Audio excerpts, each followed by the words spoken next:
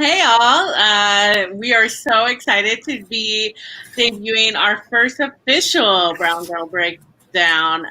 The last one was a little bit more of a impromptu A situation, community response, if you will. a town hall a bit. And we just had the best intro ever, period, the end. Period. Who are all the people who came together to make that intro possible? Aaron Robertson made that. So we are so grateful to him. He is a fantastic producer, and I cannot recommend him enough. We're gonna get him a banner up soon. And then TR made the video for it. Yep, and then TR made our video. And then those were a lot of selfies. I told y'all I had a lot of selfies. Thank you to TR for choosing the best ones. So we're so excited to kind of talk to y'all. And this is going to be our introductory podcast into what Brown Girl Breakdown is and who we are, because we know that, yes, I do want to highlight this. The song itself was by Aaron Robertson, who is a member of the sequester community. You might remember him from the Night of the Dead and Prom Minis, and he had that amazing lighting and the vampire Dracula situation going on. Commitment. Oh my God. Brent was obsessed. I was obsessed. Everyone was obsessed. And so, yeah, and then apparently he's also a music producer, so check him out. And we'll get him a banner with all of his info for future ones as well. But TR put that video together for us, and that was fantastic too. But yeah, do you want to talk a little bit about what we are doing here today, Sharifa? Yeah, so when we initially had the concept for a Brown Girl Breakdown, Suzi and I were still developing exactly what it was and what we wanted to do. We knew we wanted to tackle looking at competitive reality shows from the lens of what it means to be a marginalized person, and figuring out conversations of how we move forward as a community. We were still in that development process when everything happened that we did our first episode on. We felt that it was important to have a dialogue as a community, so we sort of like jump shorted. I don't know what analogy I'm trying to come up with. If you know, please tell me in the comments. I don't know. Jump started. I think, was that it? Jump started, shortcut. Yes, who knows? Yeah, we're good. And we held that initial Brown Girl Breakdown, and I just want to say that like the support that we received after that was incredible. The people who reached out to us, the diversity of people who reached out to us, at a lot of POC who were like really happy that we were expressing things that often did not go expressed. I had a lot of white people come up and say like, I wasn't aware of this. Thank you for educating me. There was like a little. We ain't gotta talk about it. But overwhelmingly, the response was really positive. And so it's been some time since then, and we wanted to really format exactly what Brown Girl Breakdown was, and have this is our introduction video to the series, and going over like what we'll cover, why we cover this, who we are, and why we think this is important. This is what we were initially planning on doing, and then all the stuff happened that led to our first video. Suzi, did I miss anything to cover? No, I think the only thing I would mention is that, yes, we were originally going to start this last week, but I had that earache that is still kind of getting me down a little bit, but I'm much better now, thank goodness. But I appreciate everyone who's been super, super, like, kind and patient with the fact that we've had to reschedule this. And it's certainly a little bit later than we wanted to, but I kind of don't care that's a little bit later, because that meant we got to debut everything at once. We get to debut ourselves, we get to debut the show, and we got to debut that amazing intro and song. So it kind of worked out, but I do appreciate everyone being patient with us while we work through some of those difficulties. Yeah. We like sort of the journey for Suzi and I, we talked about this on the last podcast, but we are both people who are really passionate about starting to podcast. You know, I'm very much a gamer. I'm very strategic. Suzi, do you want to talk about your credentials real quick? Let me get you the microphone. Let me get me my resume out. No. So I come from a TV film background more than a gaming background, which is why we really wanted to partner together because there's such different perspectives.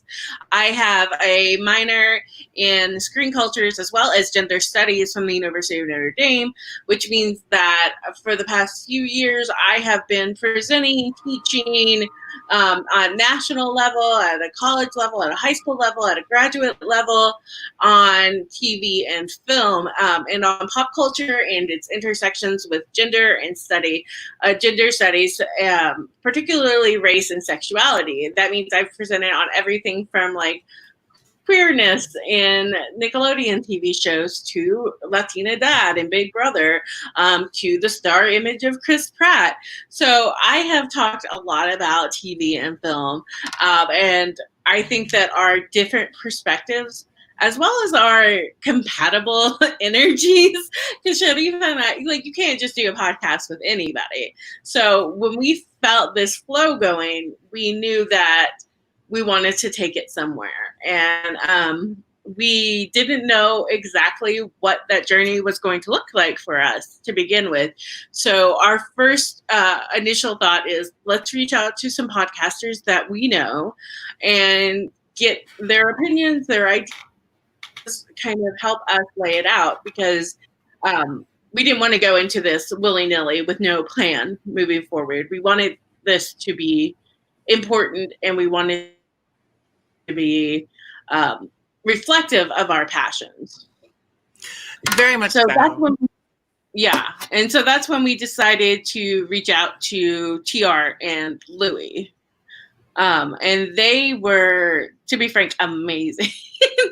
We were just like initiating a call to ask for advice, and they were like, "Hey, so do y'all just want to come on board with us?"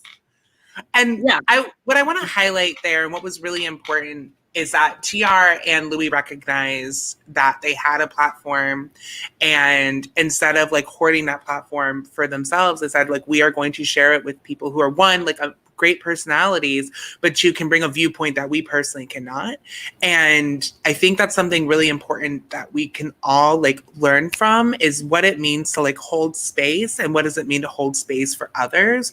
And when you have the ability to give that space to others, I talk so much about like TR and Louis and how thankful I am for them, but you know, I want to make sure that that gratitude is clear, because that is not a common thing that we face, and something that I hope everyone learns from, because it makes space for Suzi and I to have these conversations, to have a brown girl breakdown, which that space really hasn't been in the podcast community when it comes to reality gaming. Mm-hmm.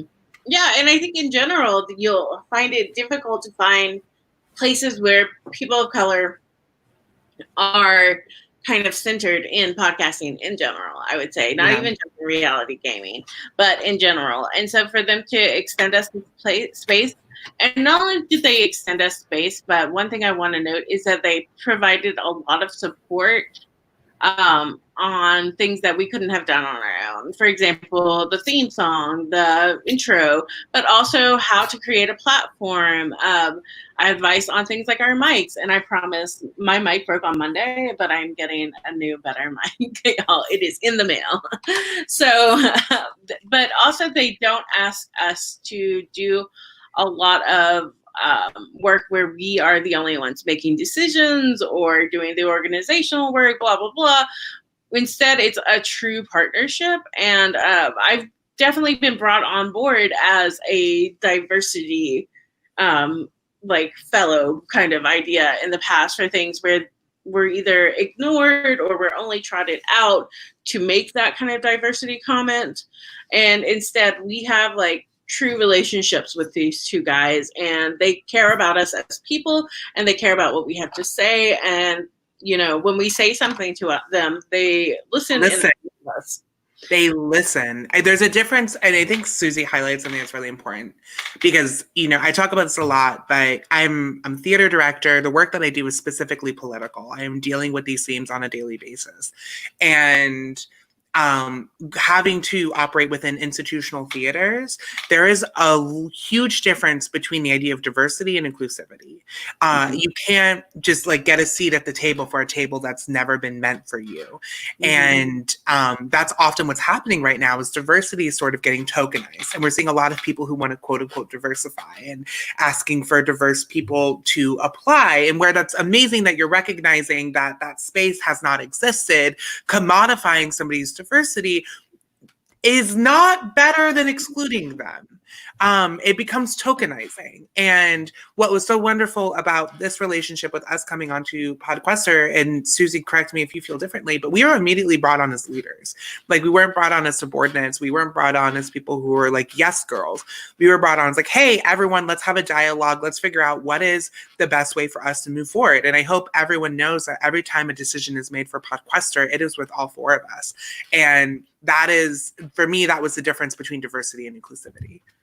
Yeah, and I will also say that you see, and this is something that's prevalent in academia, and I would say in publishing, which are both my other fields, is that you'll see people bring diverse hires into the space, but they haven't changed the space. So you're asking diverse people to sit in a space that wasn't made for them, that was made to exclude them, that was made to harm them in some places and times. And so when you're asking them to do that, the emotional labor is so hard. That's when you see all this turnover. And we aren't asked to take on all that emotional labor. You'll see PR or Louis will tweet or text, or they'll support us, and they believe that they have just as much responsibility as we do, because they aren't asking us to shoulder the responsibility of Podquester Mini for diversity. What they're asking us to do is to provide our perspectives as people.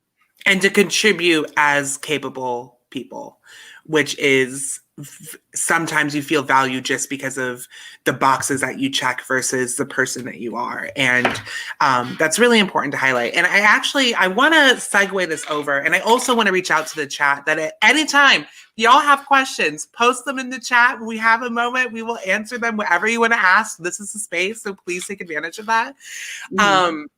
But something that I did want to talk about is an interesting thing that happened after our Brown Girl breakdown is this expectation to sort of be the micro. How do I want to phrase this in a way that like communicates my point while still respectful? Representative? Yeah. Say that again? I said the representative.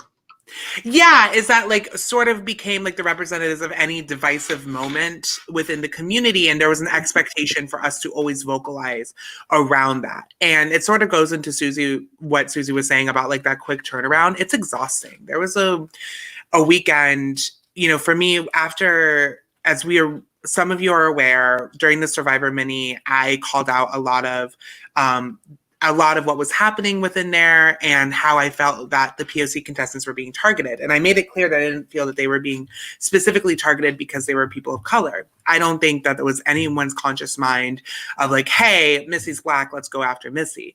But for me, what it was unconscious bias. And it was people targeting them because they were immediately alienated from the rest of the cast. And I was very vocal about that.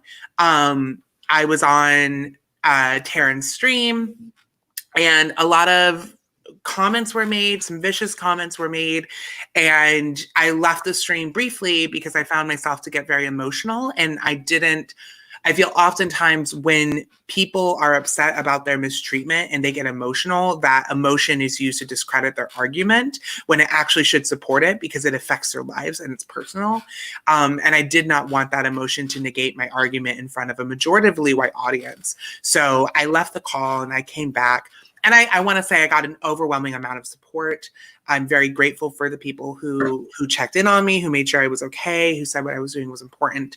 But after that, a lot of expectation for us to always vocalize started to happen. And that's extraordinarily exhausting.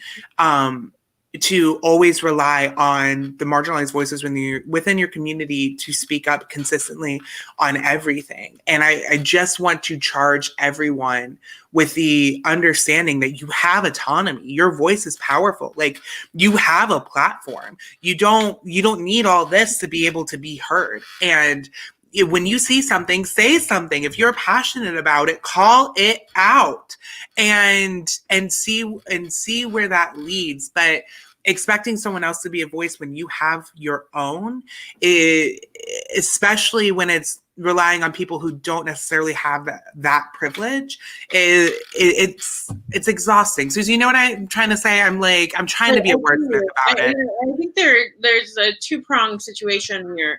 One, relying on other people to always be the voice. And I think that, today we got a message from a white guy who was like, hey, some people have reached out to me about this issue and we want to make you aware of it. I want to make you aware of it. He was using himself as a shield to have this conversation with us. And I appreciated that so much, and I appreciated whoever came to him. But the point was that he knew that he had a voice and a conversation that he could start, and he started it without, being some sort of savior or anything. He was just like, this is a situation and this is the way it's dealt with. And I've seen that a lot too in the Discord, that sometimes people will be like, hey, you and I can have a conversation. We're not going to have this conversation. We're not going to force Suzi to have this conversation or whatever. So I think that we do get to see that, but we also need to think about that when we go into the DMs. And also, it's how hard it is to feel the weight on us constantly.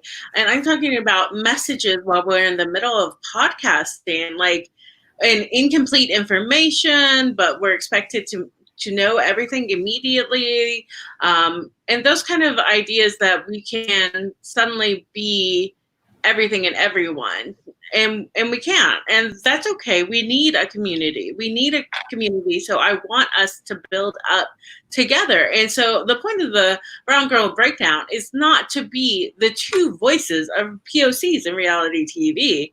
The point is, let's build a platform where we can bring in different perspectives and have different conversations so that we can all keep talking. And that includes, we talk a lot about gender, race, sexuality, and that includes that across the board. Yes, white men have opinions too. I know. And sometimes they're good ones. And sometimes they're good ones. Sometimes we like to hear it. So it's super cute. And we just want to keep having these conversations with everybody. I think this word is perfect that Giovanni is using, spokesperson. Yeah. So for those who can't read it, POC are often expected to be the spokesperson for issues of diversity and inclusion, but that is emotionally draining and exhausting work. And then I think the other issue with that is just this expectation that we care about every minute issue to the point where we need to podcast about it. Some of these things are more nuanced, more complicated, and they can't be addressed in just one podcast and with one conversation. And, they involve complex issues that are also interpersonal and are not necessarily systemic issues. So systemic issues are really going to be more of our focus here than just everyday interpersonal relationships. So some of the messages we got over the weekend really don't pertain to something that we would even really have a conversation about on the podcast, because they're not related to systemic issues. They're just interpersonal fights that happen to have involved people of color, and therefore people think that we are interested in them. I want to answer Sarah's question while also commenting. Actually, you know what? I will get to this point later. So we're going to answer Sarah's question now, because we said ask them and we will answer them. Suzi, where are you from? I think I know. I was born in California. I was raised in Arkansas, and I now live in Michigan. We moved up here for grad school. The healthcare is great, so we stayed. And yeah, that's where we're from. My dad is Peruvian. This is usually the crux of this question. But I'm not saying this is the crux of Sarah's question, but it is important to this podcast. So my dad is Peruvian, which means that we have some indiscriminate things going on there, but mainly mestizo, which is a mix of indigenous and Spanish peoples. And my mom is white. My older brother did one of those like tests, and it really pissed me off. But yeah, we have a lot of European background, and I was like, duh. Our mom is white, and our dad, and like the Spanish came to Peru.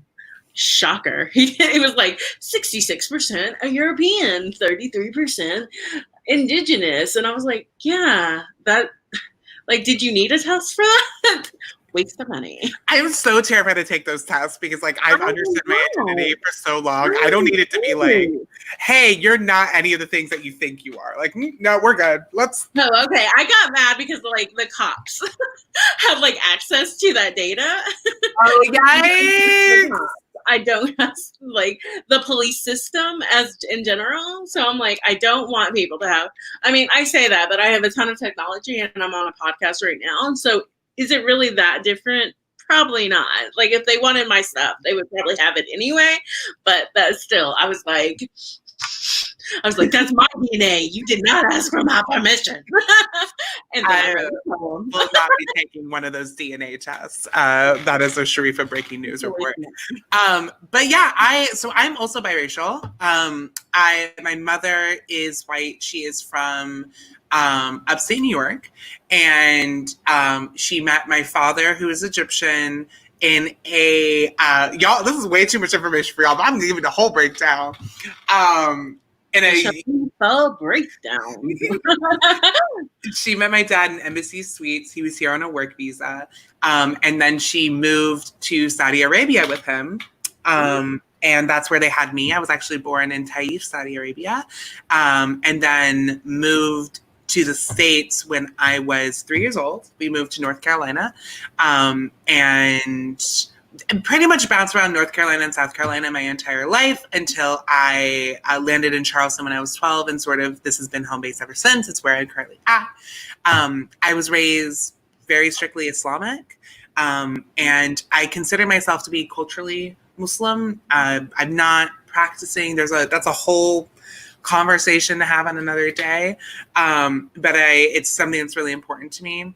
I speak a few words here and there, but I was never taught it. My brother speaks it because he's older than me. So Arabic was his first language, and then he came over, but it was never taught to me. I know a few words. I use a few words in my everyday speak. Like if you hear me say Habibi or Habibti, it's my favorite word in any language ever. It's basically like my love. It's a sub word for like baby or love or darling or honey or everything. It's like every word of affection in one, and you can use it for your sister, your brother. Well, there's a female-male version. Habibi is male, Habibti is female. But you can use it for your brother, your lover, your father, your sister, your neighbor. Like you can use it for anybody, and it has a different connotation. It's just like my favorite word ever. So no, I do not speak Arabic, but I do use a few words in my everyday vernacular. Yeah, my Spanish is terrible. Now, when I spend some time in a Spanish-speaking country, I lived in Peru for like 5 or 6 months when I first graduated high school. Yay, Sarah, we love it. Hey, girl. What's up? So I lived in Peru for like 5 or 6 months out when I first graduated high school because I was like, oh, crap. I didn't expect to like be a person at this point. That's a mental health issue we will talk about on a different podcast.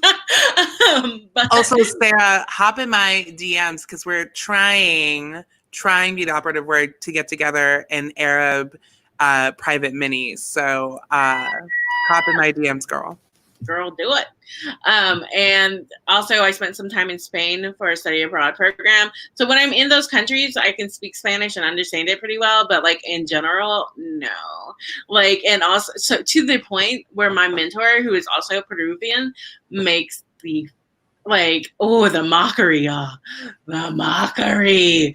Like, I'm part of a program called Canto Mundo, but I never say Canto Mundo. I always say Canto Mundo. And she's like, are you a Valley girl? Or like, my Spanish is terrible. And I'm also really awful at conjugating in a funny way. So most of the things I say are also like affectionate phrases. Like if you ever see me talking to Josh, he'll bring his cat on and I'll be like, gatito. But in Spanish, you don't just say gatito. You like, the more that you add to it, like the more affectionate. So it's like, gatito. So yeah, my Spanish is pretty much limited to like affectionate phrasing and really like poorly. Yeah, Spanish screw ups should be will be a whole other podcast where somebody tries to speak to me in Spanish and I'm like, were you talking about shoes? Like where Susie tries to figure it out.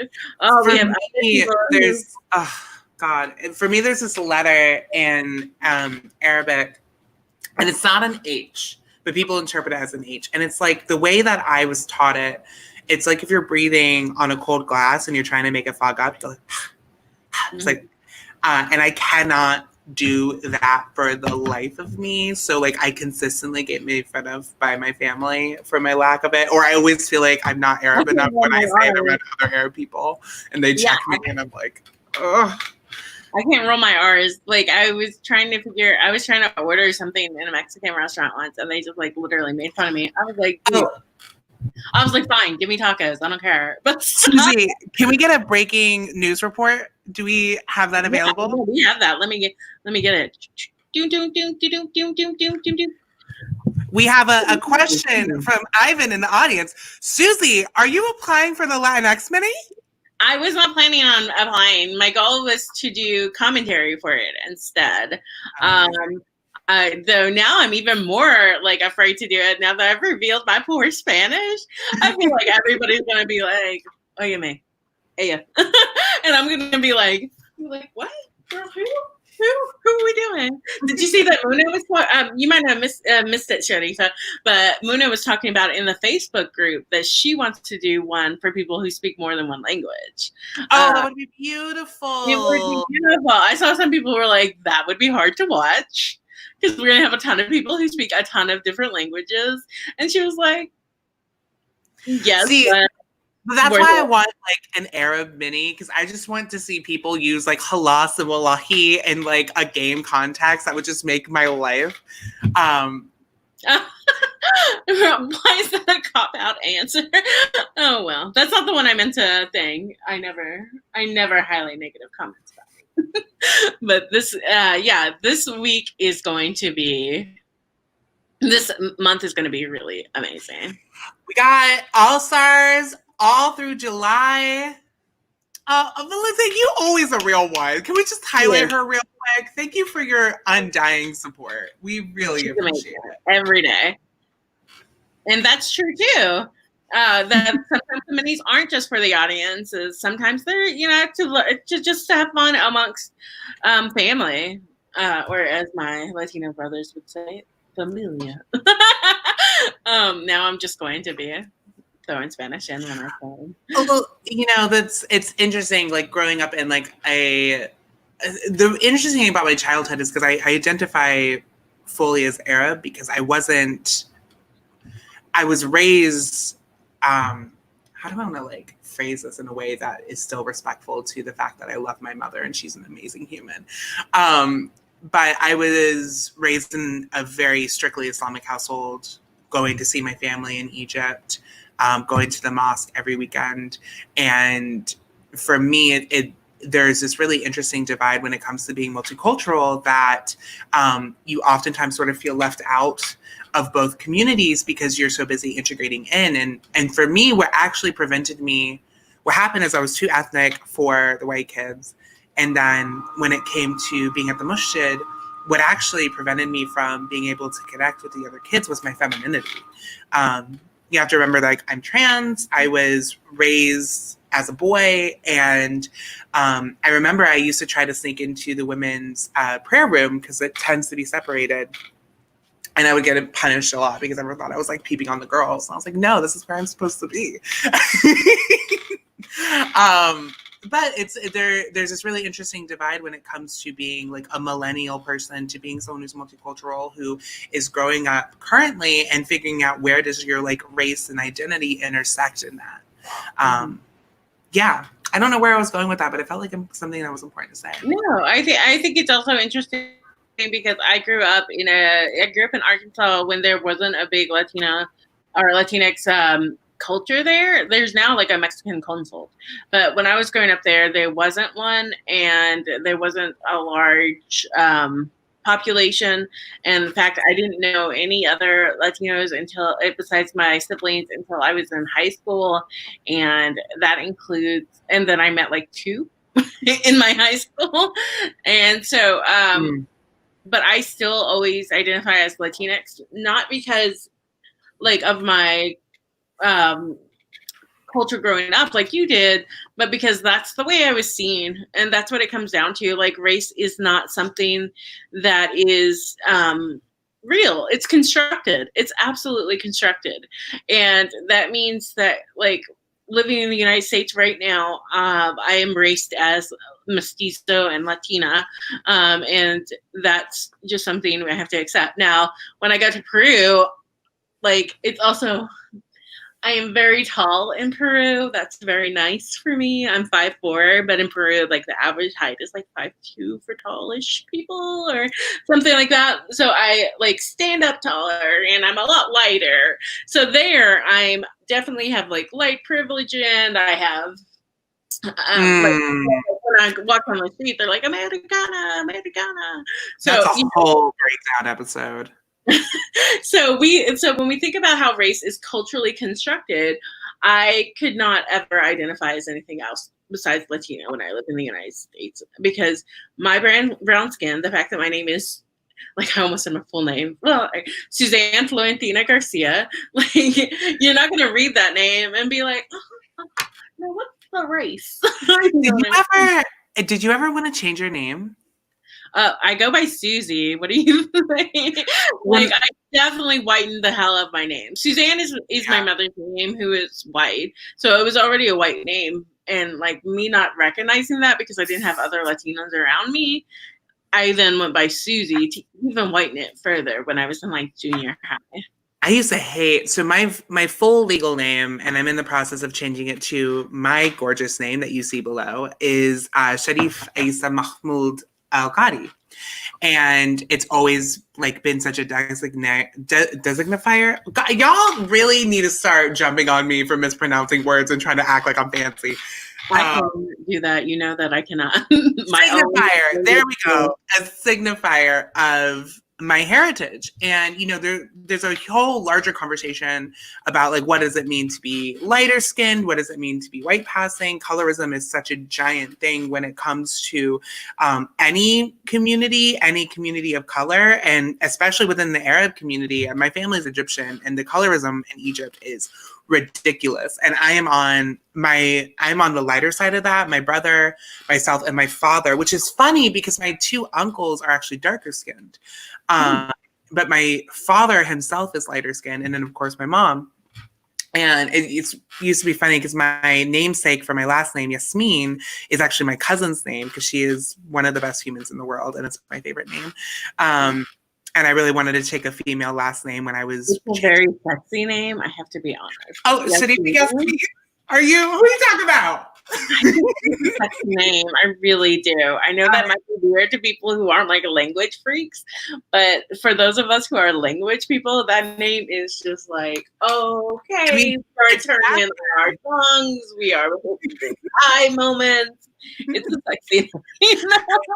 It's when I was deciding what my first name, when I was going through transition, the only other name I considered besides Sharifa was bad bitch contest. You're in first place. The only other first name I considered besides, so my legal name is Sharif. Doesn't it just like let all the depression weigh on you? You're just like Sharif. So it's like, oh, who's that person? But the only other name that I considered besides Sharifa, because there was a female equivalent to Sharif, was Yasmin. And I eventually decided that'd be too drastic of a change, but then my friend suggested actually making it my last name. And traditionally in Islamic culture, you don't tend to have female last names. You tend to take on the names of your father, which is like my middle name is Sharif Isa Mahmoud. That's my father and that's my grandfather, Isa Mahmoud. And then Al-Qadi is sort of like a tribal name that we have, and that's only because my brother and I were raised in the States. But traditionally, that wouldn't have been the case. And so when I was deciding to change my last name as well, and that had to do with the fact that I was disowned by my family, I decided to go with Yasmin because it's my cousin's name. It's a name that's run in my family for a long time. And it was really special for me to take a female last name to say that I'm really proud of who I am. I have no shame in saying my dead name. Like, I'm so proud of Sharifa Isa Mahmoud Al-Qadi. But that person made me Sharifa Yasmin. And it's very special for me. And it's like, I don't know how to phrase it, but it's like an honor every time I get to say it. Cause I'm like, oh yeah, that's me. I'm Sharifa Yasmin. That's beautiful. I really love that. That's really beautiful. And the opposite of my name situation. So I think that's really interesting too, where I tried to get away from my roots via my name, whereas you were honoring the people who made you who you are. But I used to want to get rid of it. And that's why I asked you that question, because I used to. So I do publish now as Suzi F. Garcia, and that F is really important to me. And I know I make a lot of jokes. I'm like, the F is for feelings, the F is for phenomenal, the F is for whatever. But the F is for Florentina, and that is my abuelita, my grandmother. And I'm very proud to be Peruvian. And she was an amazing woman who worked until like the day she died at like 84 in a hotel in Chiclayo, Peru. And I'm just like, yeah, I'm really proud to be Latinx. And so I go by Suzi, and I've gone by Suzi for, so long that I didn't feel like I could. And Suzanne's not a racialized name anyway. So I really, when I publish, it's really important for me to get that F. And it's something that like I complain about on Twitter. But if I get proofs back for, publishing stuff like poems or essays and stuff, and they don't have an F, I get big mad. I'm like, please put some respect on my abuelita's name, because that F means something to me, and it means something to my family. So I do think that there is, that our names and who we choose to be as adults is something that we have to constantly be thinking about, because we are evolving as people, and I always want to continue to evolve. And yeah, I just think that I don't know where we started with this conversation or where it was going, but I am so glad that we got to kind of honor the people who made us who we are, when we talk about where we're from. So Sarah, thank you for that question, because it led to a lot of different threads as to where we are from. Well, there's one last thing I want to say on this subject before we move forward. But someone said something to me. It was a mentor of mine a couple of years ago. She's a professor at College of Charleston. I was working with her on a show I was assistant directing. And her name is Joy Blandeford Cobb. She's incredible, an incredible actress. And we were talking, and I was sort of having a conversation about, like, for me, I had a really specific experience growing up in America post 9/11. And that was one of the reasons I wanted to change my name, because I very clearly like signified my cultural heritage. And I stopped going to the masjid, and I really like kind of took my like cultural heritage and sort of put it in the closet. And that also had to do with the fact that I was like coming out as queer, and I was like, this was before I transitioned, back when I identified that way. And for me, it was very much like a survival thing of distancing myself from my culture, distancing myself from my religion, and trying to just truly assimilate into American culture. Because one, I had the ability to, as someone who is lighter skinned, but also because if I didn't, I was sort of punished for not. And that's a whole other conversation that I'll deal with in therapy. But, something that she said to me that was really sort of revolutionary was like, you have to forgive yourself for surviving. Like you did what you needed to do to get through a system that doesn't support you, and you have to forgive yourself for that. And that was huge to hear. That was because there's a lot of like shame that I used to feel from not always embracing my culture in the way that I do now. And I feel like as marginalized people, we're always expected to sort of carry all of our communities with us. And we rarely get to sort of like breathe and be like, we're an individual who's had to go through all these different experiences that are specific to our experience. And just to hear someone say like, give yourself grace. You did what you needed to do was really revolutionary for me. So that's the only thing I would say responding to your story is I don't think you should have any shame in ever figuring out ways for you to maneuver through the world. Yeah, that reminds me. So when I was in grad school, was really the first time that I got to be around a community of Latinx people, because Notre Dame has an Institute for Latino Studies, which is amazing. Like, I mean, I got to do so many cool things and meet so many amazing people that I never would have had access to if it weren't for that situation. And we'll talk about academic privilege one day too, because I know I was very, very, very lucky to go there.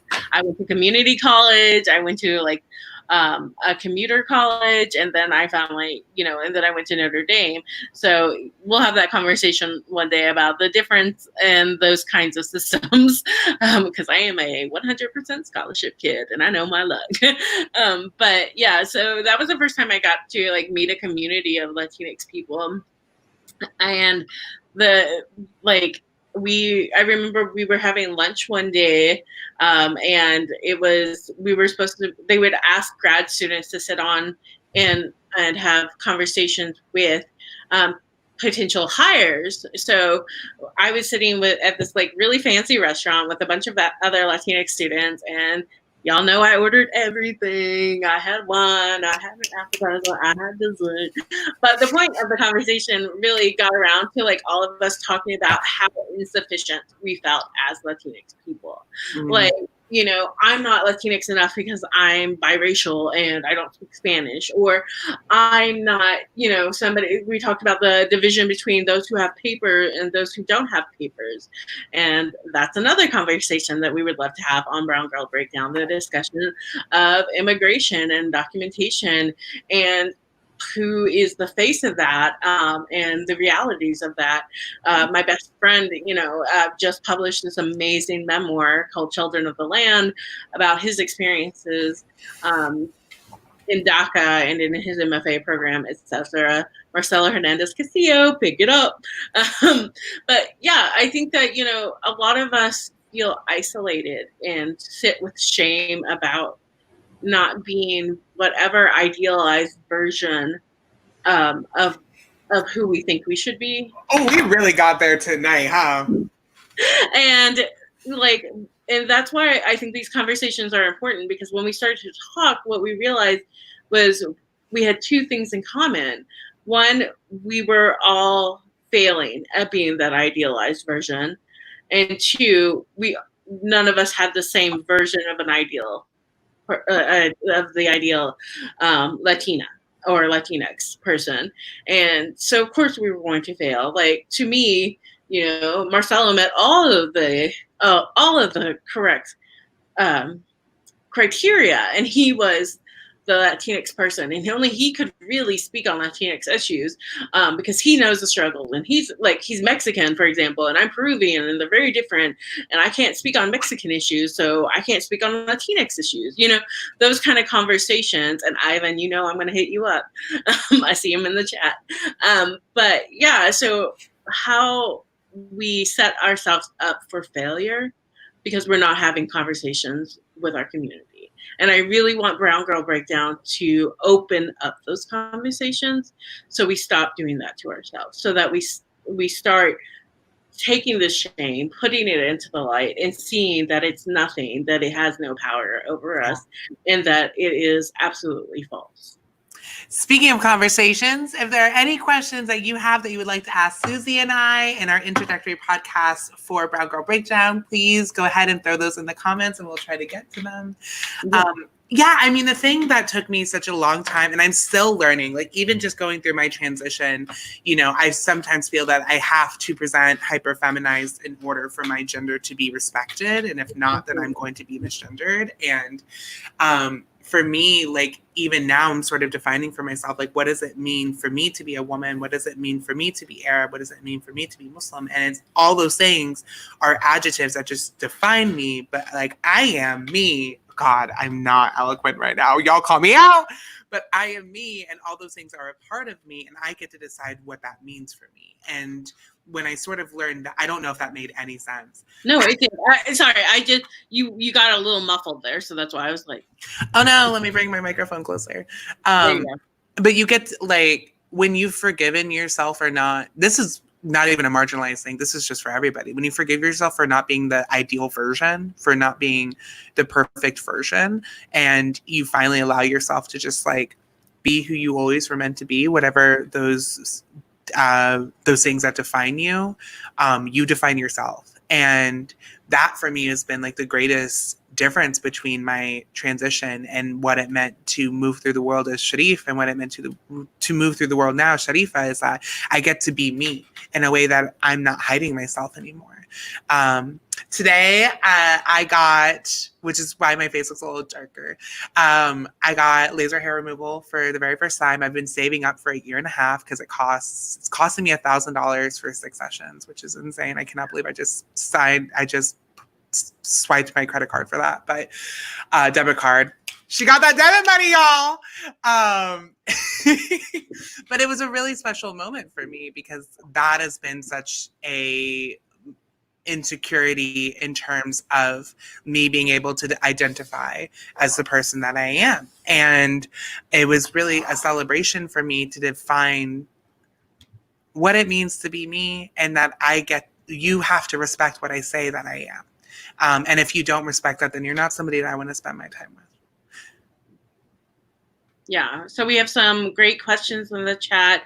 We also have a moment that we need to think about today, the Palestinian annexation. I can't say it, y'all. Annexation? I cannot speak today. Or let's be honest, a lot of times I cannot speak. I am a writer, not a speaker. And the Yemen situation. So this is a really great point. I think that, when we think about things happening that are complex and nuanced, like these situations, and by that, I mean that they have a long history, that it's easy for us to just go, too hard to understand.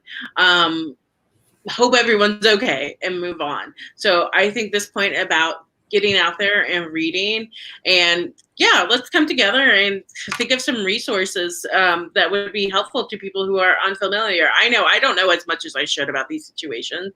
So let's definitely, I really want to continue further education as much as possible. And, if that's something that y'all want to see us have like conversations about, like resources that we found helpful, I'm a writer and a reader, so I think of reading as like the first step for everything. I'm in a class right now. Well, we're calling it a teach-in about like anti-Blackness and Latinidad. So I am always pro educating ourselves as much as possible. We don't need a formal space to come together and to learn. We can learn together as a community. But we also, it's something, can you leave that comment highlighted? Something I think is really important is that this is the first that I'm seeing of anything in regards to happening today in Yemen. I did not know anything happened. And I'm currently going through news articles myself, but I want to, one, highlight my ignorance on that. And two, like, this is the difference between, this is why social media is actually extraordinarily powerful. And I know it gets condemned a lot because of all these like Instagram models and everything.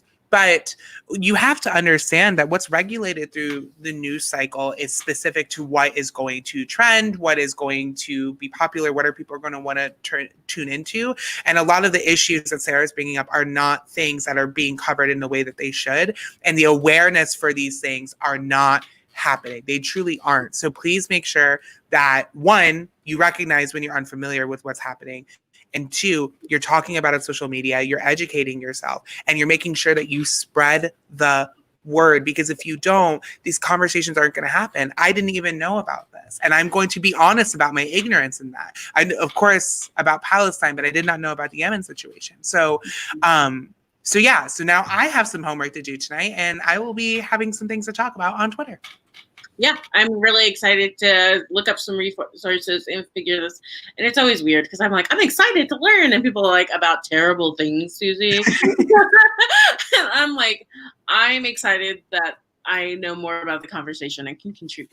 Like, that's just what I want to do, is be a part of whatever I can be, even if it's just learning and awareness. So thank you so much, Sarah, for bringing this up and for thinking and helping us think about where we can expand our knowledge base. Because like I said, we can't be everyone and everything. What we are trying to do is provide a platform for exactly these kinds of conversations. Jesus. Okay, so Marcelo has a good question. It's a hard question. Oh, we just came up on here, and now we're getting the hard-hitting questions. What is the one piece of advice you have gotten that sticks with you to this day? Oh my God, Suzi, please take it away, because it's going to take me 40 years to think on it. Oh, Sharifa.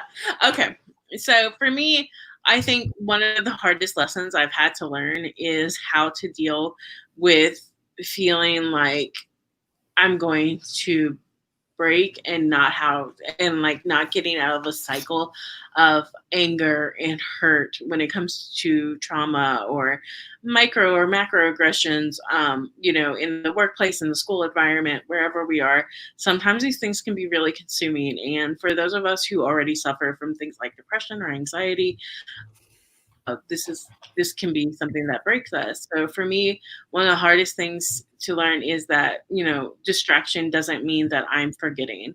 So to let myself be distracted and to find joy as a means of remembering, as a means of taking care of myself, and as a means of, staying alive. It's survival to find joy. So finding joy is to take lightly.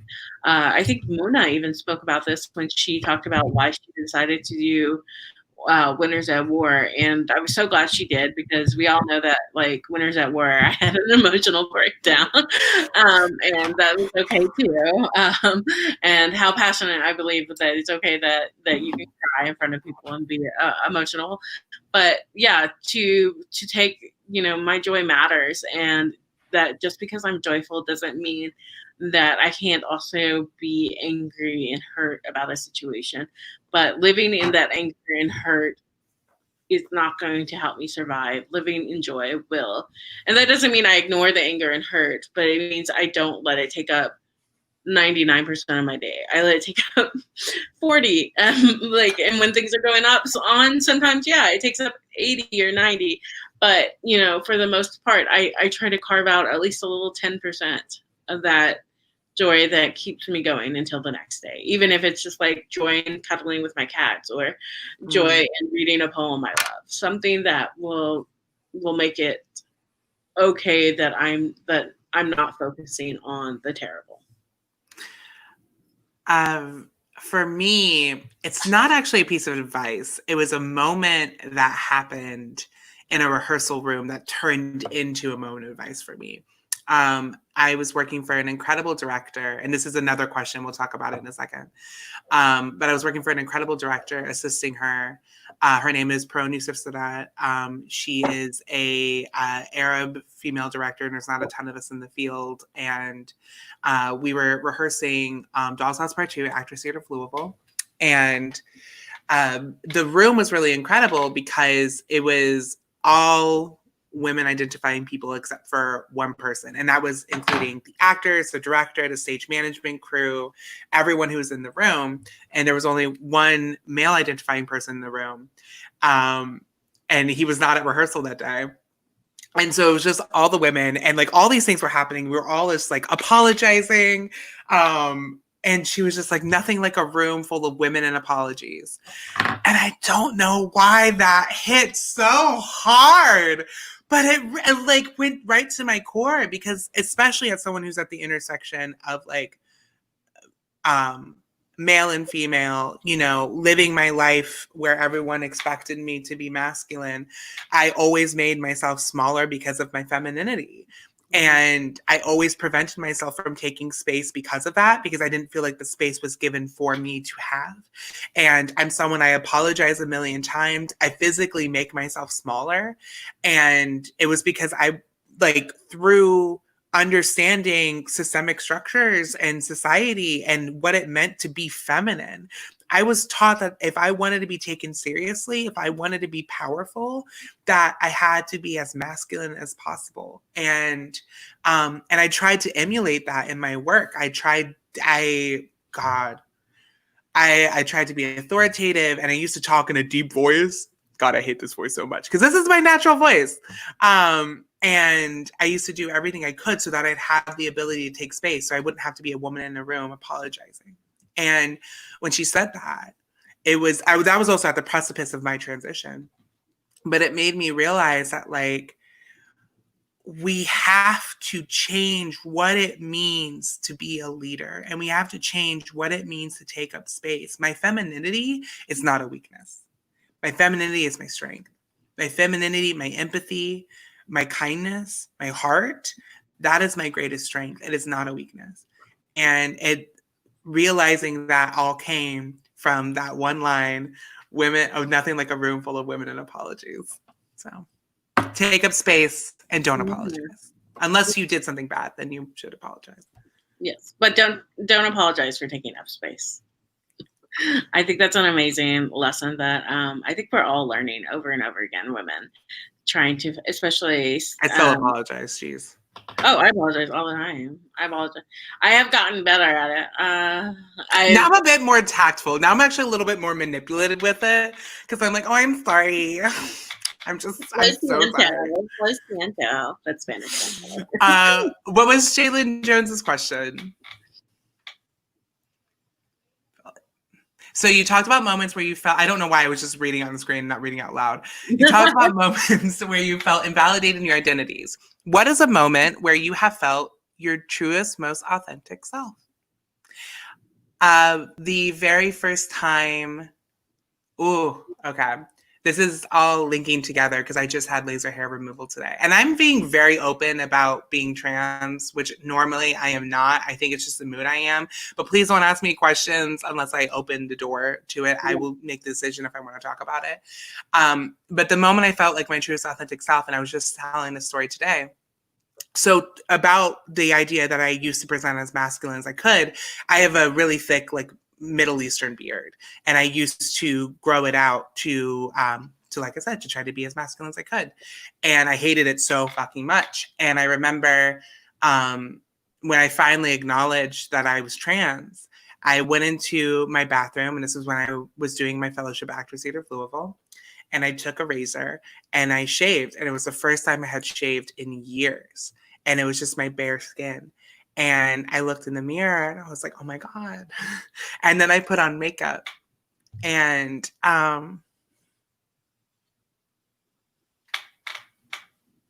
love you so much. I love you so much. And I saw Sharifa for the first time. And it was like I was seeing myself for the first time. So that is the moment that I felt like my truest, most authentic self. Okay. I don't know what that means, to be frank. I don't know what my truest, most authentic self is or feels like, or who she is. I know that I feel best when it's just me and my partner and my cats. I feel uninhibited, and I feel honest, and I feel just, that sense of okay, and I would say the only other people I really feel that way around are like my three best friends, Marcelo, who I mentioned, and then his wife Ruby, who is a delight and a queen and a goddess of her own. She's in the book a lot, so you should read about how amazing she is. And our other best friend Derek. And I remember we went. They had just graduated grad school, Derek and Marcelo and my partner, and that's how I met them. Is through they went to grad school together, and we were going to go to a lake before the summer, and we were on the way to the lake. We got stopped, and there was because we were speeding, and my partner's speeding, and they're white, and we all got asked for IDs for some reason, and it felt like a really like tense moment, which we were all freaking out about. And then but then when we got to the lake, it was just us, and we just cooked and spent a week. You know, we couldn't actually swim. It turns out the lakes in Michigan aren't great for swimming. They have like parasites. Oh, no. No. We only went to the beach once, but we made like bonfires and had like sparklers and played video games and just cooked and were together. And we've done that a couple of times since, not necessarily at the lake. Like after Trump was elected, they had moved to California. Derek had moved to Wisconsin, but they came to our house to be with us. And during the Ferguson riots, they came to our house and to make ourselves into this bubble of protection, and to find people that you can join together with and know that this is a space of joy, of love, and safety is just inexplicable. And that's why I'm so passionate about community, because I think everybody should have that love in their life. It should have people who will say, you matter to me, your opinion matters to me, and what happens to you matters to me. And that you don't have to shoulder it alone. And when we shoulder it together, it gets so beautiful. And even though a lot of these moments were really hard moments emotionally, I think of them with fondness, because we created something beautiful out of something that was really terrible for us. Yeah. Suzi, I love you. I love you too. I know he's always like, it's not a podcast for many. Unless you're crying, but you know that's what we bring. Suzi's number one in terms of cheers. I'm number two, and then I don't know where Louis and TR would rank. We need more cheers from but this brings up like a really interesting question. You know, Suzi and I initially planned Brown Girl Breakdown as a way to introspectively look at competitive reality television from the lens of what it means to be marginalized. And that's certainly something we're going to do, where we've talked about two upcoming things that we're planning. One is looking at racism within Big Brother. Another is looking at what it means to be a woman of color on Survivor. But I would really love to hear from anyone, and whether you want to leave a live comment or an actual comment on the video. Also, please like and subscribe for Podquester for more amazing content. But I would really love to hear from everyone of like, what are things you're interested in Brown Girl Breakdown exploring? And maybe those are things that go outside of competitive reality television, or goes outside of Sequester. And those are conversations we would love to have. So please leave a comment on the page, or leave a live comment if you would like. And tell us some stuff that you would like for Suzi and I to explore. Yeah. So this one's a lot easier. Oh, thank God. Maybe we talked about it at the beginning of the video a little bit. We can go back in now. So I have like 80 jobs because I'm a poet. So that means I have 80 jobs to be a person. I am a publisher. I'm an executive editor for Noemi Press. Check out our books. They're fantastic, mainly by people of color, and queer people and women and all of the intersections therein. And so I'm an executive editor there. I'm an online editor for the Michigan Quarterly Review, which is out of the University of Michigan. I also do teaching here and there. Like last summer, I taught a bunch of high school students. I co-taught it with my partner, and it was this class on poetry and social justice. And it was amazing. And these kids were freaking geniuses. So it was a beautiful class. And like right now I'm doing advising for our creative journal out of the University of Michigan. So I have like 40 jobs. I also do some freelance assistant work and stuff like that. But it's really weird. I'm a depressed person with 80 jobs. So, and I also have anxiety. Why did that just slap way too hard? I also have anxiety, so that means that I spend most of my day too depressed to work and most of my night anxiously answering emails. Oh God. We get real on the Brown Girl Breakdown. We've been very honest. Very honest. Okay, this truth potion. Well, no, I think it's a reflection. Thank you all for watching and commenting and caring. Like, it makes us feel open about sharing. I don't normally talk about my transition that much in detail because I find if I do, then my gender tends to get invalidated. So I appreciate y'all for providing a space that we feel comfortable like sharing about our lives and we want to share with y'all because we feel your love and support. So thank you for that. My profession is I'm primarily a stage director. And what that means is I direct theater. And I'm a freelance director. So what that means is I don't work within one specific institution. I get hired out by many institutions to direct shows in their season. And I've been really passionate about directing ever since I went to college. I originally wanted to be an actor.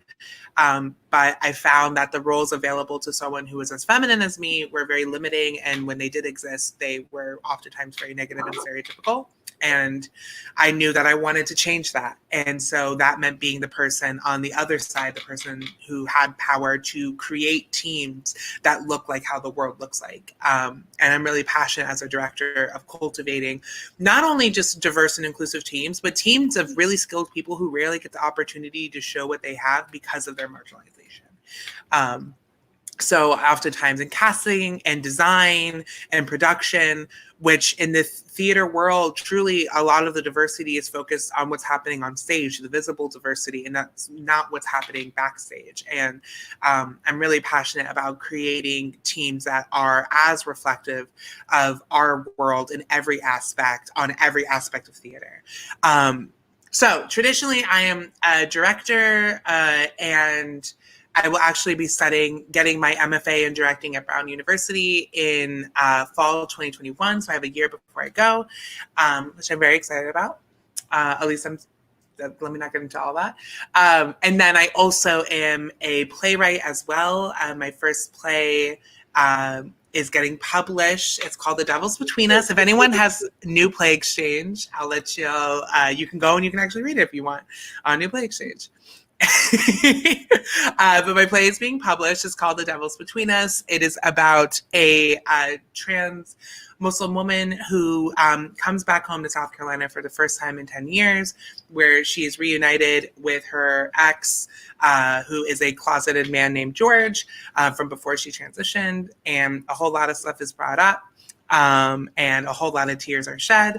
But if you're ever interested in Ivan, go on. If you search Sharifa Yasmin on New Play Exchange, you will find 3 of my plays. The Devil's Between Us is the best one. The other 2 tried really hard.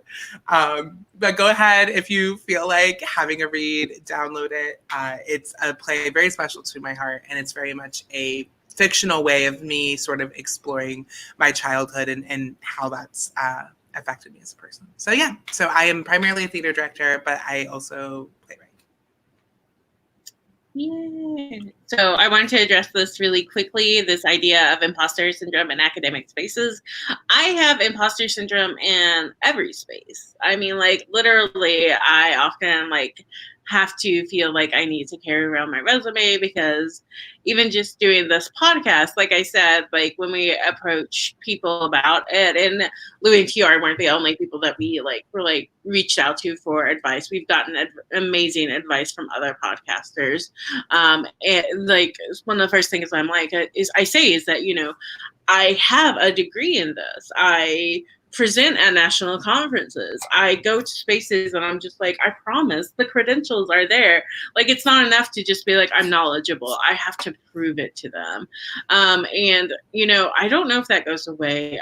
My mentor reached out to me a couple of months ago, and she was like, "How many poems do you think we've edited?" And I was like, "I don't know." She's like, "Okay, just say how many poems do you think you've edited?" And I was like, "I don't know." She's like, "Counting all the books, all the magazines, everything that you've done, how many poems do you think you've edited?" And I was like, "Probably over 1,000, probably over 2,000. I don't know. Tons of poems." She was like, "Even if we were stupid, we would be good at this, right?" And I was like, "I guess that's a good point." And yet last week she was like, "Hey, this is a good job for you." And I was like, "Girl, I don't have the experience for that. They're not going to hire me." And she's like, "Who are they going to hire instead?" And I was like, "You know what? That's a good question. Maybe I do have what I got. Maybe I do have it." And like, still, even as I'm saying that, I'm like, I don't have it. So it's such, I don't, and I do think that being a person of color in a classroom makes it really, really hard.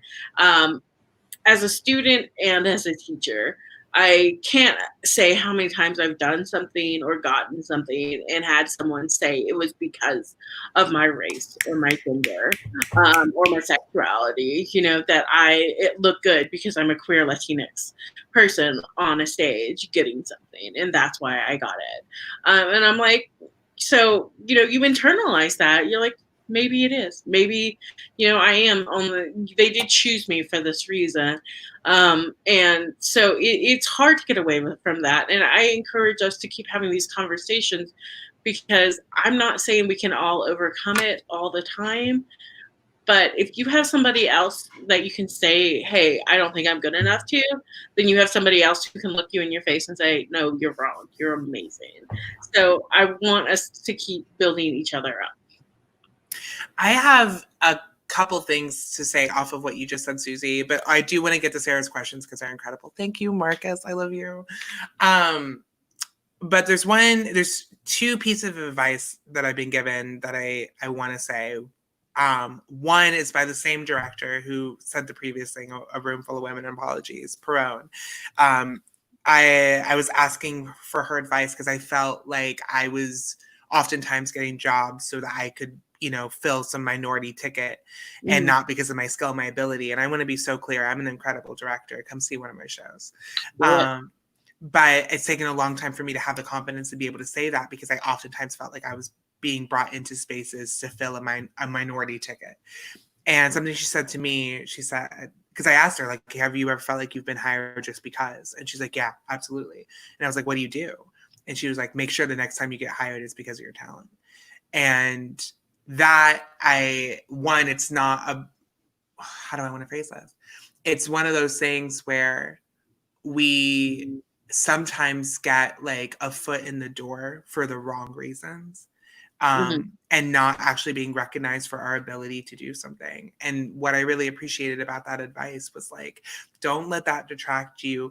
Be the incredible person you are, and you will be recognized for that. So it's a really shitty situation. It's a really shitty position, but it doesn't devalue your skill or your ability or the fact that you earned your way there.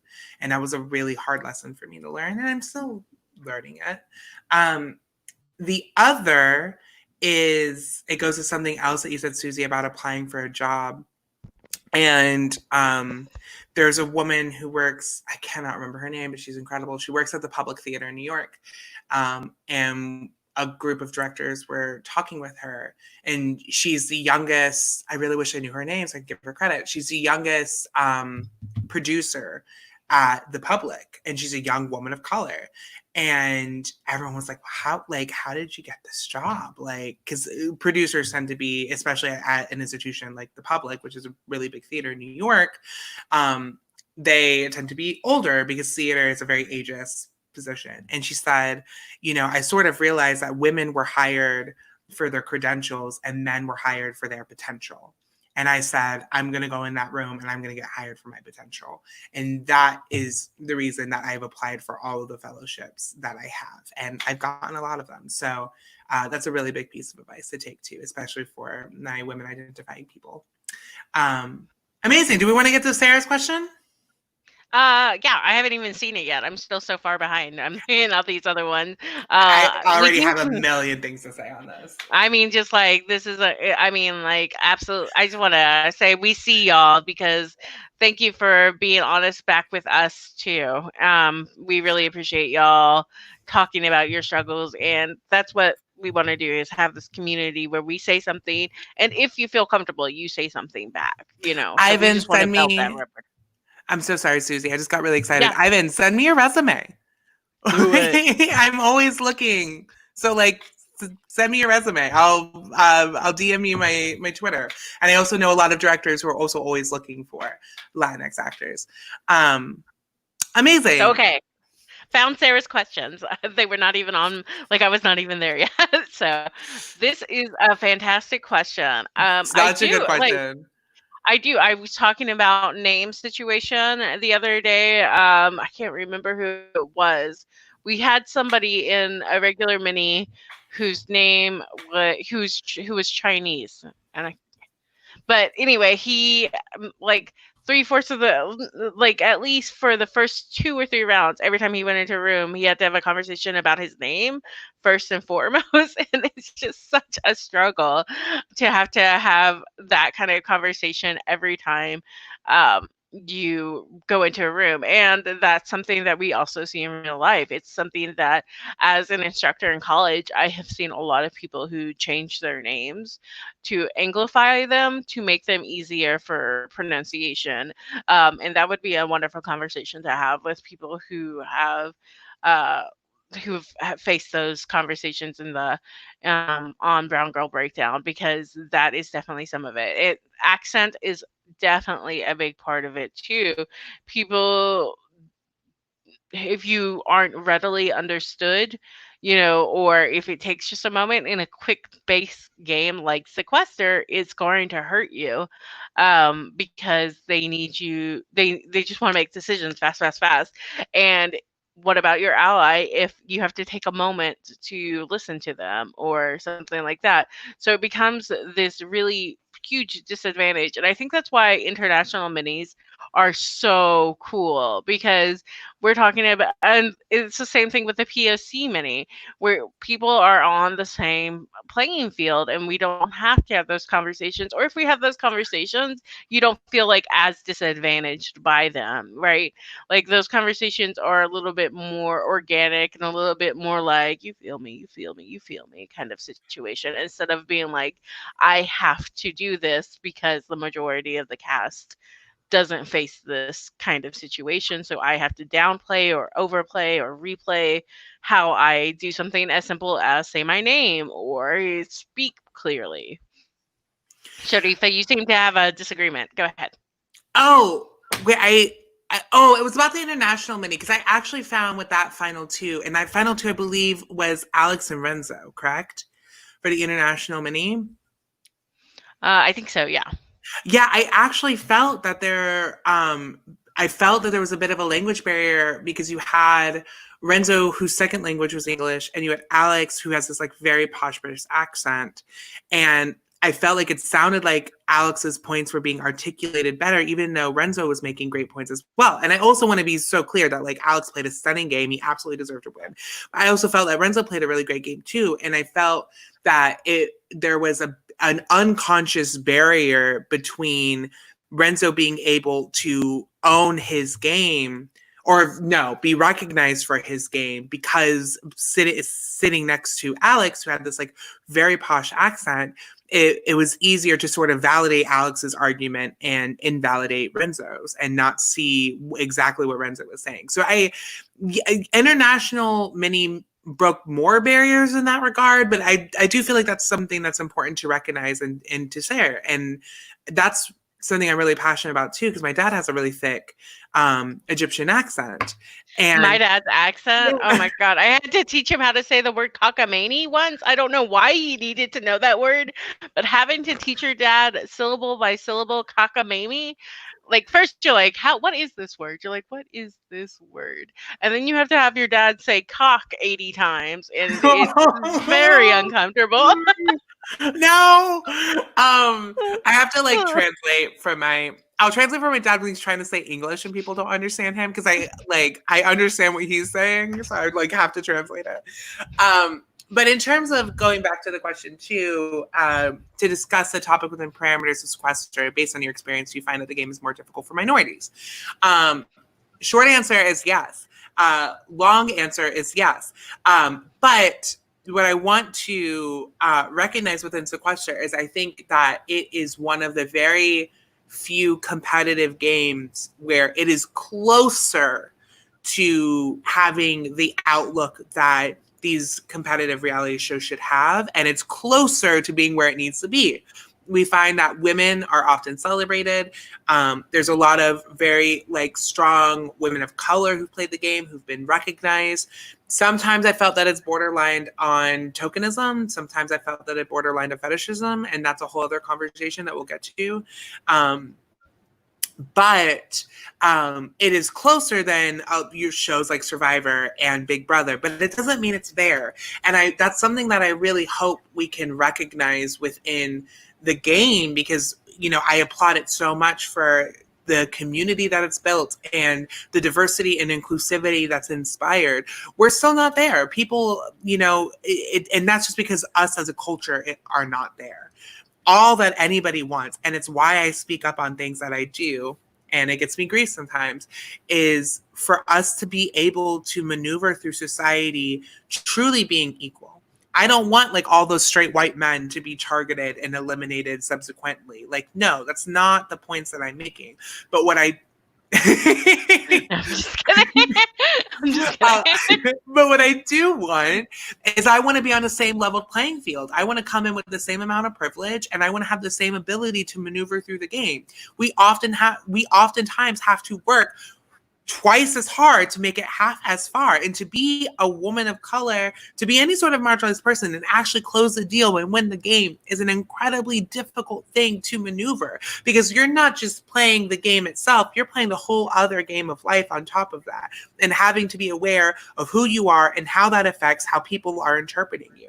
For me, in the game that I won, I was very quiet for the majority of it. And I was very under the radar because I knew that if I showed any sort of like energy, or the fact that I was a big personality, or the fact that I'm a really big player and very strategic, that was immediately going to make me a target, because I already had a spotlight on me as the only trans woman of color in that game.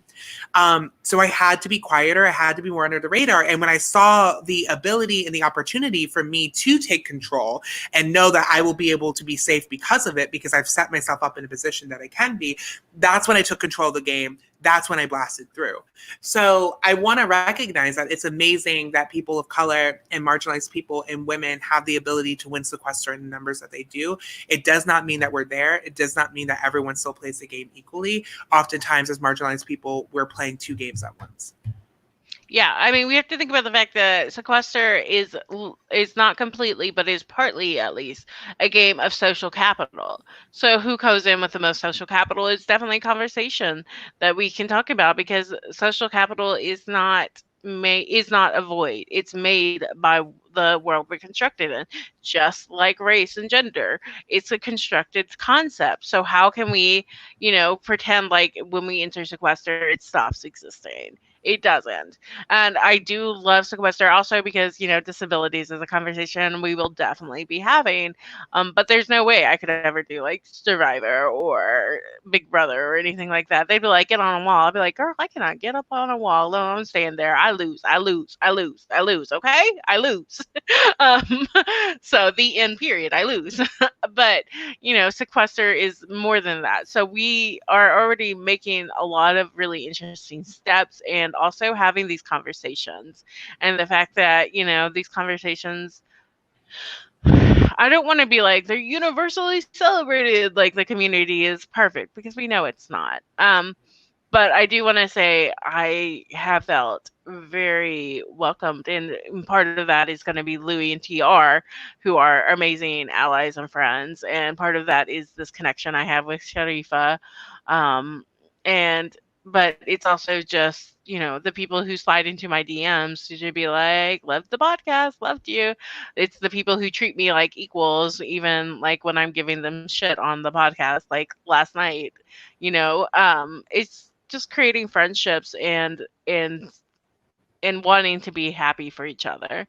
So I think that Sequester is trying, and they're open to having conversations because there are a lot of people who actually care about each other in the community, and that's where we have to start, is like with that caring. Marcella asked a question that I really want to answer because I absolutely love this question.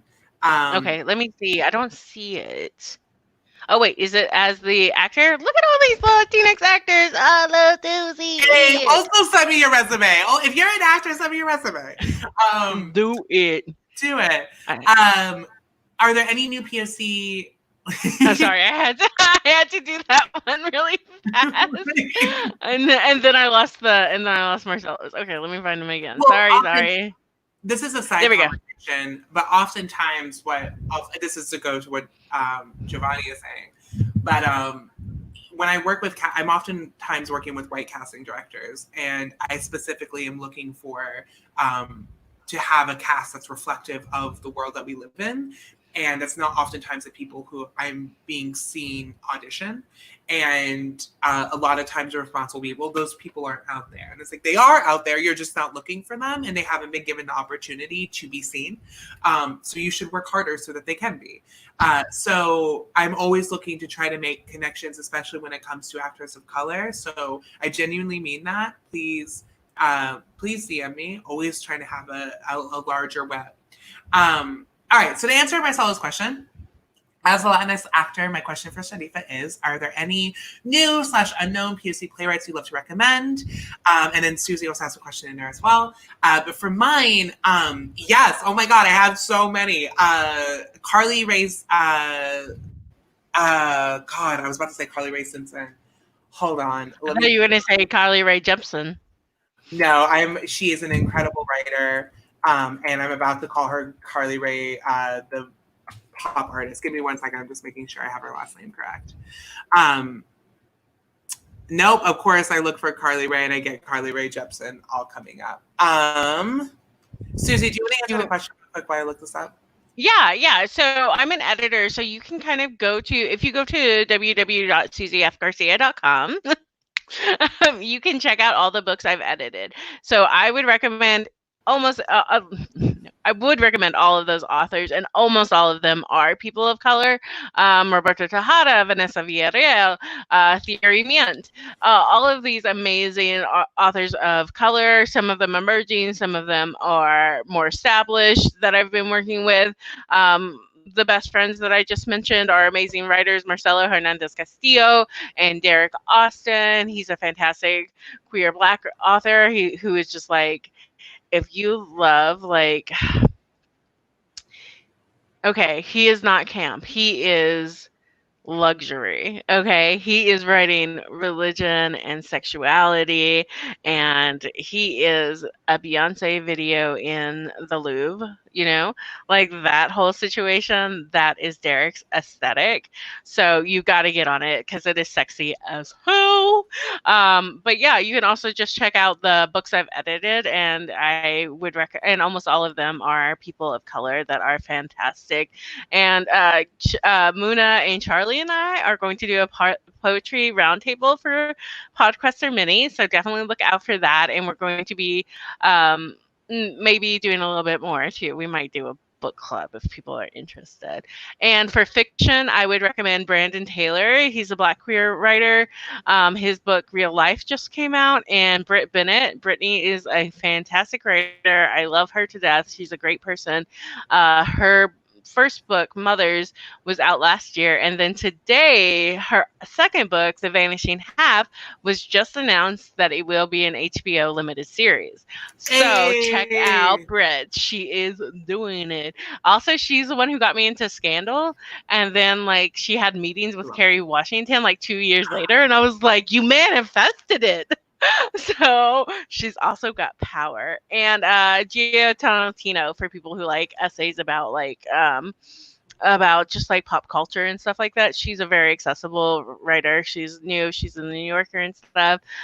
So Gia's also a great writer too for that kind of thing. So, yeah, I could talk about books all day, every day, but I will stop there.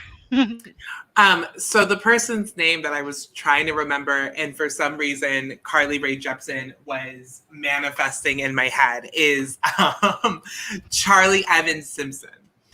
She is an incredible playwright. She's a Black woman, and her plays are like, she's able to handle drama in this very beautiful, real way, but with this heightened sense of magical realism, sort of like layered on top. And she's able to have really difficult conversations. She has plays about suicide. She has plays about the surgeries that Black women used to have to undergo during slavery, oftentimes without any sort of anesthesia, just completely experimental. Like, she's tackling really brave, big topics, and she's sort of at her precipice of starting to really be well known. Please check her out. She's incredible. Other playwrights, I'm really passionate about bringing more Arab playwrights to the forefront. My laptop's about to die, y'all. I'm so sorry. Give me 2 seconds. Suzi, I am so sorry. That's okay. I'll talk about books more. Let me grab one that's right beside me. Oh, this is The Gay Detective. It was a genre back in, like, I think the 50s, really, or 60s. It was what was called a pulp paperback. So if you're interested in that kind of stuff, it's a really cool thing where I got to read this book and discuss it in a class. So I don't know why it's sitting out, but The Gay Detective, and it's just like, it's really interesting to see all these like innuendos and stuff for like sexuality. Should I read a passage that I have? No, I won't. But it is a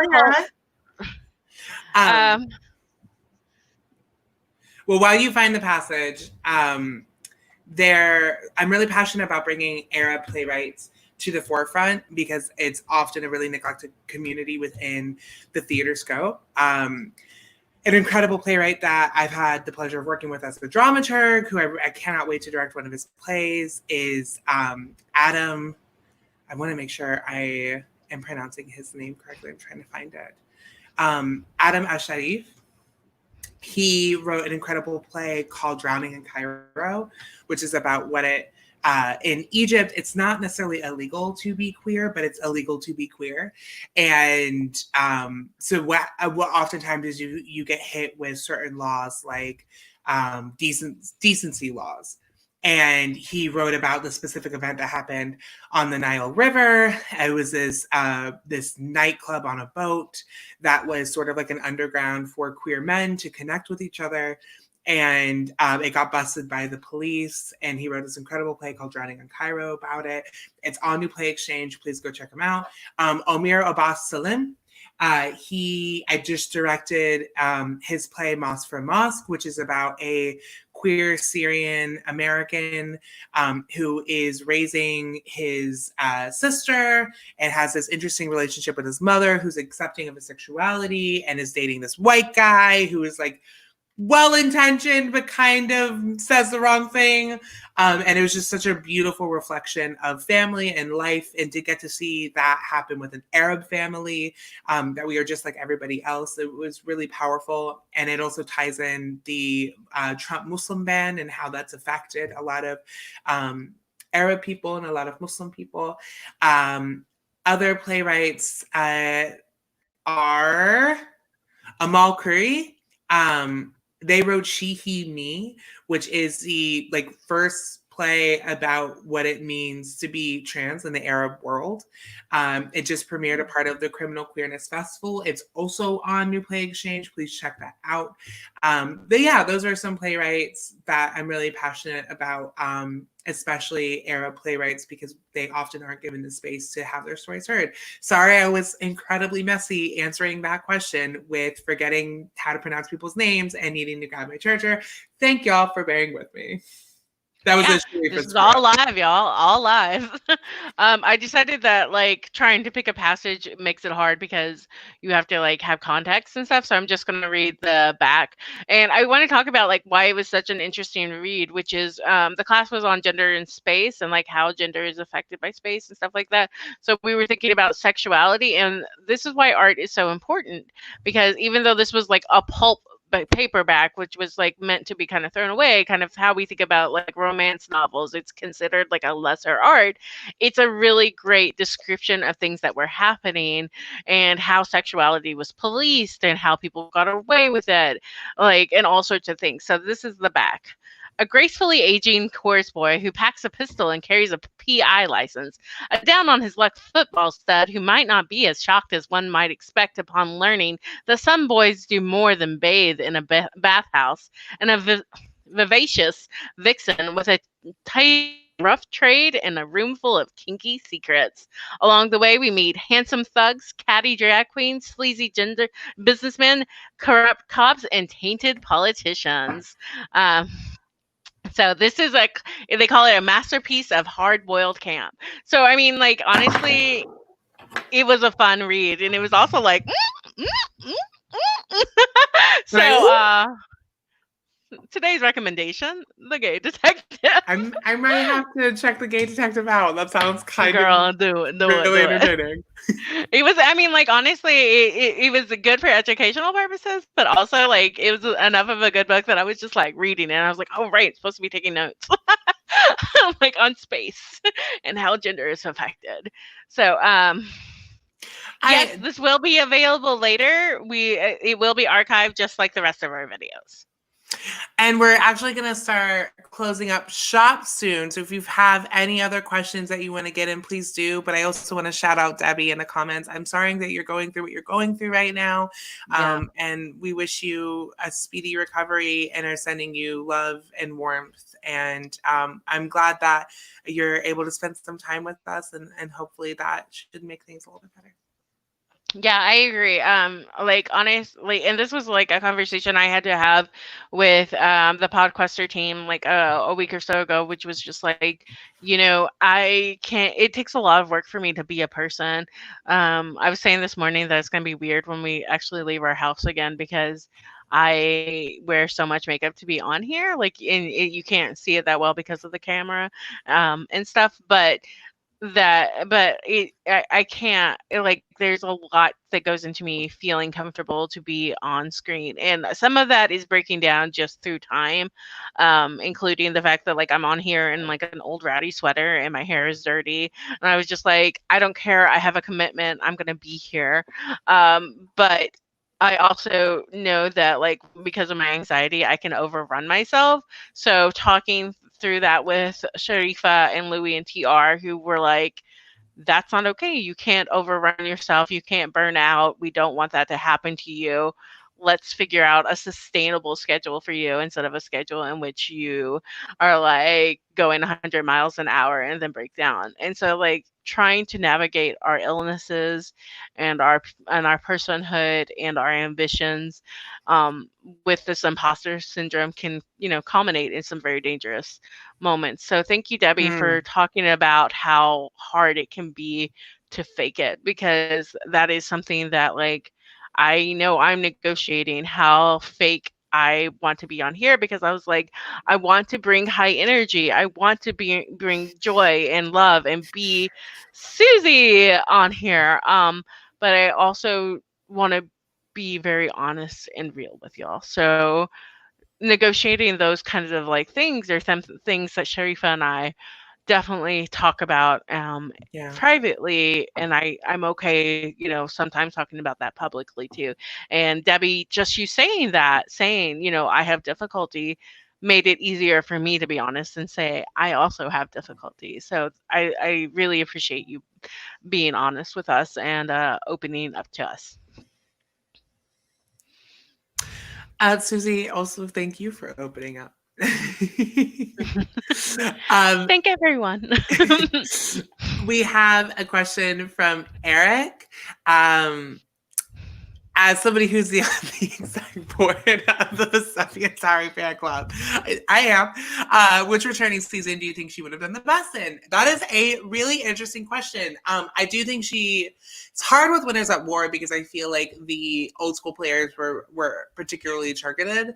I do think she could have been successful. I really kind of wish she had been cast as one of the older seasons, especially since there wasn't any representation from there was Africa, but the season I'm actually going to pick is going to be Survivor Game Changers. And the reason I picked Survivor Game Changers is, in my opinion, Vecepia was the original game changer, along with Nile, where it was the first time, and I said this in my posts, and you've already read it, but I'll say it again. It was truly the first time the game changed in the way that the minority alliance at the merge was able to circumvent the majority alliance, gain majority, and were able to make it all the way to the end and win. That had never happened before. Vecepia was in the minority tribe and she won the game. That had never happened before. She changed the game. Her and Kathy and Nile changed the game. So I was really hoping that there would have been representation of Marquesas on Game Changers. I think Vecepia would have been an amazing representation of that. And I think she would have done very well because I think Vecepia, and I've said this and I got a lot of people on Reddit be really mad at me. They were like, "You can't put Vecepia in the same." You went on Reddit? Cody. Oh my God, you're so brave. The Reddit survivor retweeted my thing, and then all the Reddit people. Oh, okay. I was like, oh my God. Yeah. So they were like, "You can't put her in the same league as Tony and Kim and da da da da." And I'm like, "Yes, I can." And it's because I think she's an incredible winner. What was so amazing about seeing Vecepia's game is she always had an understanding of her surroundings. She was able to know, like, hey, this is a moment I need to pull it back. This is a moment I need to make my move. I need to present to this person that I am kind so that they respond to me. I need to present to this person that I am blah, blah, blah, blah, blah. She used what she needed to use. She would do anything she needed to do. She flipped multiple times in that game and she won. Whenever Dan said flippers never win, he wasn't talking about Vecepia because she was able to address what she needed to do in the moment, analyzed her surroundings and the people that she was playing with, and always reacted in a way that would benefit her game. So I think she's an incredible player. I think she's felt that she has a lot to prove because CBS has completely disregarded her, which really pisses me off. And I think is a reflection of the fact that she is a woman of color and she wasn't given the recognition that she deserves. But I feel like she feels like she has a lot to prove. And she is a really big gamer. And I don't think anyone would have seen Vecepia coming on Game Changers. And there was enough really big targets on Game Changers that she would have been left out of the fray. I think she easily would have made the merge. And I think from there, we would have seen her gameplay in Marquesas on steroids. And I think she would have flipped. I think she honestly could have been the Sarah of that season in her own particular way. So I would say Game Changers is the season that I think Vecepia Tari would have done incredible on. And especially if she was on a cast with Suri Fields and Michaela Bradshaw, just having that solidarity among other women of color, like naturally you are going to be able to be in a position to be successful in a way that you're not when that solidarity and diversity is not there. Sharifa targeted me at Winners at War. That will be a whole other Brown Girl breakdown where we watch Winners at War and have that conversation. But no, I do want to thank y'all for coming to our TED Talk on Valencia. How do you say your name? My name? Because I don't know her name. Oh, Vecepia Tari. Wow, I really just blanked there. Vecepia Tari should be on Game Vecepia. So thank you for coming to our TED Talk on Vecepia should be on. She should have been on Game Changers. She should have been on Blood vs. Water. She should have been on Winners at War. I can list 5 other seasons. But Game Changers is a season I think she would have been incredibly successful on. All right, I'm done. I'll turn off my mic. No, I just want to say that is exactly like that kind of passion for reality TV is exactly why Podquester Mini is like where we decided to go, because we're not just talking about IRL situations. We are also talking about reality TV competitions, and that's what we're going to focus on a lot when it comes to these to what we're going to see from Brown Girl Breakdown. Ryan asks if we are more into Big Brother or Survivor. I am a neophyte when it comes to Survivor. I know so little that I didn't even know how to say her name, even though Sharifa said it like 20 times. So, I am. Dash suggested some seasons, and I've been watching a little bit, but I'm kind of basic when it comes to it. And so every once in a while, I'll pop up with a question, and people will be like, Susie, we don't like that person. Why are you even talking about that? And I'm like, I don't know. So I am more of a Big Brother person. If you ever want to watch Survivor My Cases, I will rewatch it with you. It's my favorite old school season. We might do some live rewatches of it. Listen, I would love that. It's weird because I consider myself a super fan of Survivor, and Big Brother, I actually hate it, but I always pay attention to it. I don't watch the episodes, but I pay attention to the live feeds because I don't like the edited version. I like to know exactly what's happening in the house. But I am a Survivor super fan. It's been my dream to be on that show. I've applied for about 10 seasons now. I've never made it past the initial application process, but Survivor is like a second love for me. It's where I studied strategy. It's where I utilize a lot of the strategy I implement as a theater director. And it was really Surrey Fields and Exile Island. You know, that was the first season I fell in love with because here was this woman of color who everyone underestimated, who no one took seriously. And not only did she go on to be very successful in that game, but she ended up dominating it and inventing strategy like the 3-2-1 vote and just doing things that people never expected someone who looked like Surrey to do. And, you know, she's not trans, she's not Arab, but I saw myself in her. And it was the first time I felt included. So that's why I'm a Survivor super fan, even though I have a lot of issues with the series that we will talk about on a future Brown Girl Breakdown. Yeah, I already see some debates forming about the two. But yeah, I also like the live feeds. My partner really loves live feeds for like reasons that are kind of like more about enjoying the minutia of everyday life as an aesthetic. So I can't. That's why I don't watch the live feeds. I read them because I don't want to see you eat breakfast. Like I want to hear you talk about the game. Yeah, I am into both. Like as an aesthetic person, like my fiction, I don't write fiction, and there's a reason because my fiction's like 40 pages of like people like thinking about something and watching TV, and it's like, whoo, girl, nah. So you just described all of my plays.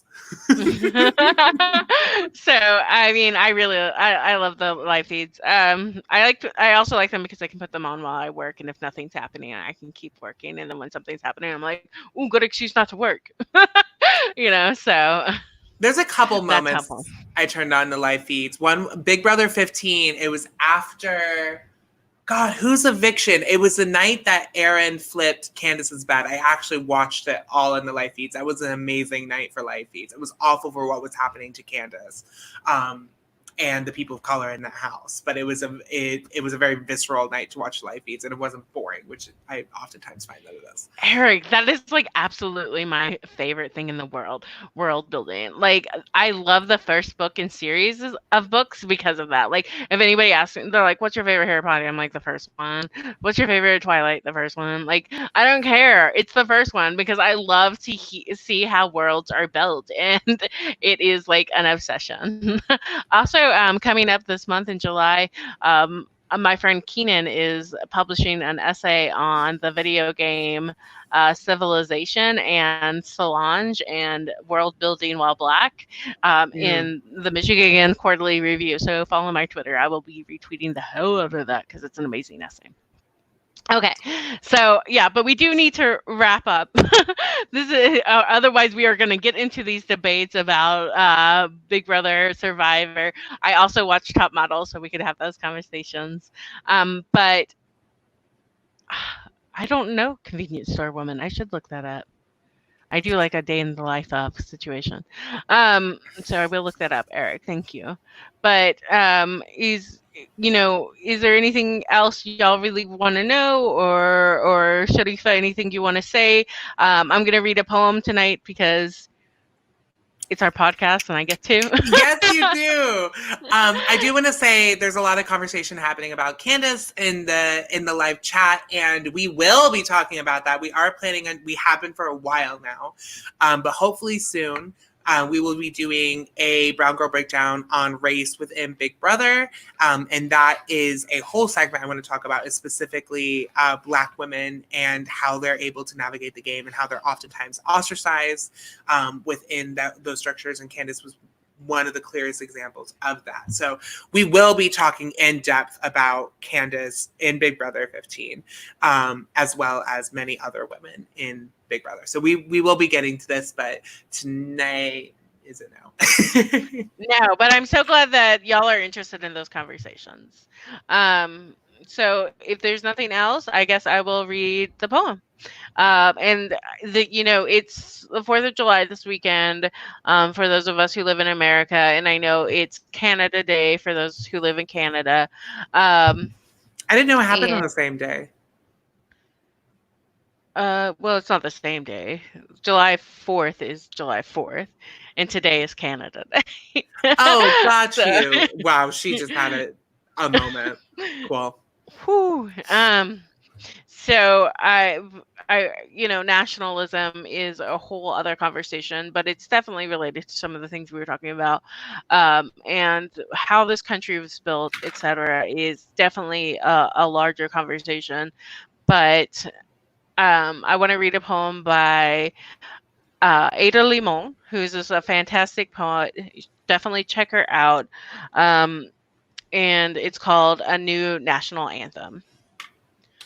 The truth is, I've never cared for the national anthem. If you think about it, it's not a good song. Too high for most of us with the rocket's red glare. And then there are the bombs. Always, always there is war and bombs.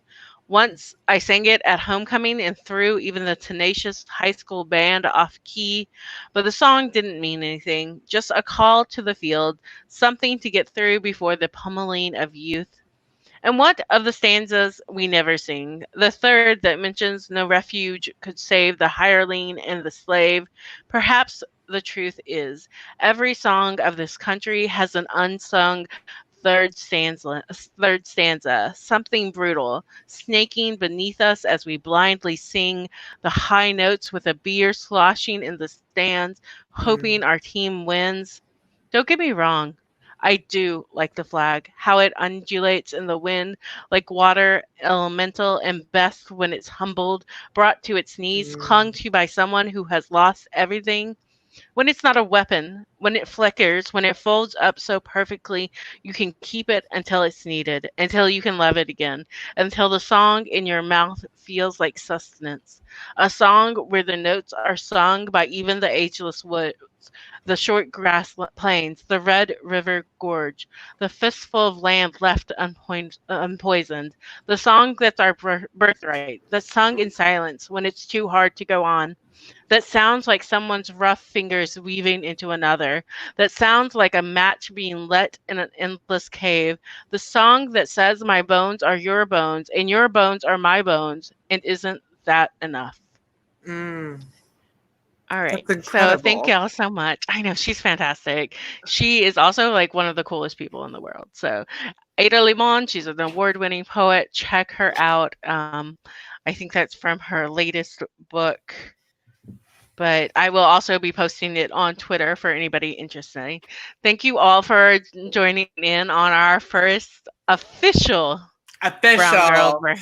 Please make sure to put in the comments episodes that you're interested in seeing, discussions. They don't have to be sequester related or survivor related or Big Brother. They can be just general life things. But if there's anything you're interested in Suzi and I breaking down, please leave that in the comments, and maybe you'll see an entire episode too. Who knows? Yeah, we'd love it. Brown girl, it's a brown girl breakdown.